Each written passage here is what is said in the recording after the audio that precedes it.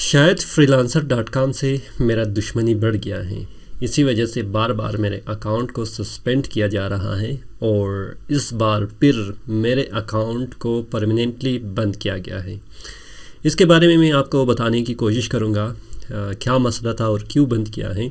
तो इस चीज़ के लिए आपको हमारे कंप्यूटर स्क्रीन पे जाने की ज़रूरत है। तो चलते हैं, हमारी कंप्यूटर स्क्रीन है।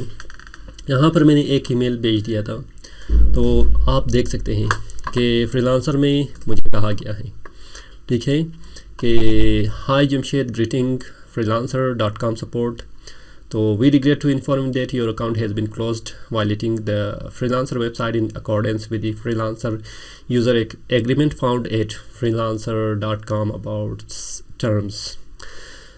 तो इसने क्या कहा था, you accepted our term and condition when you signed up as a user on the freelancer website. It has come to our attention that you have participated in activities that may harm the business, corporation or reputation of freelancer.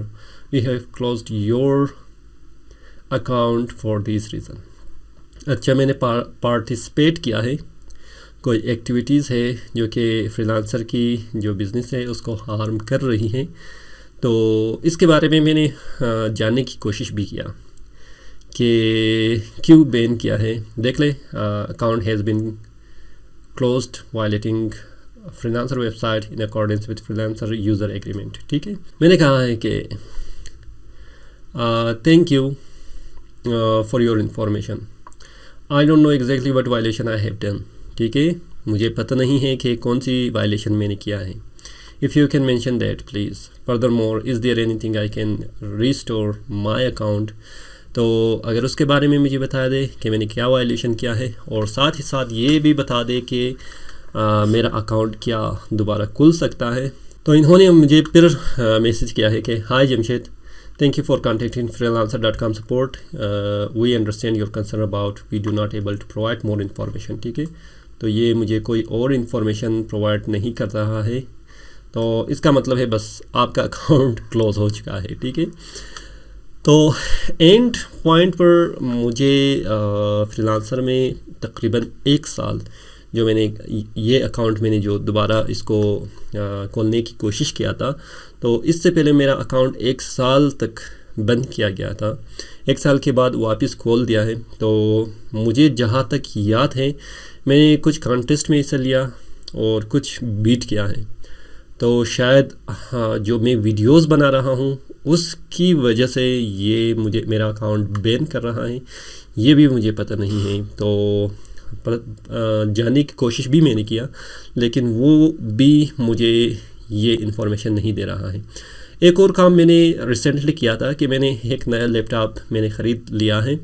उस पर मैंने login करने की कोशिश किया था, लेकिन वहाँ पर मुझे इन्फॉर्मेशन दिया जा रहा था कि आपके जो अकाउंट है वो खुल नहीं रहा है। तो शायद ये भी हो सकता है कि फ्रीलांसर ने ये डिटेक्ट किया हो कि कोई और जो बंदा है मेरे अकाउंट को यूज़ कर रहा है किसी और लैपटॉप या कंप्यूटर से, इसी वजह से बंद किया होगा। जो भी है, तो अभी मेरा दिल में सिर्फ freelancer.com का जो एहतराम है वो बरकरार है, लेकिन मैं काम नहीं करूँगा, शायद काम भी ना करूँ। तो मैं फॉरवर्ड करूँगा upwork.com पर।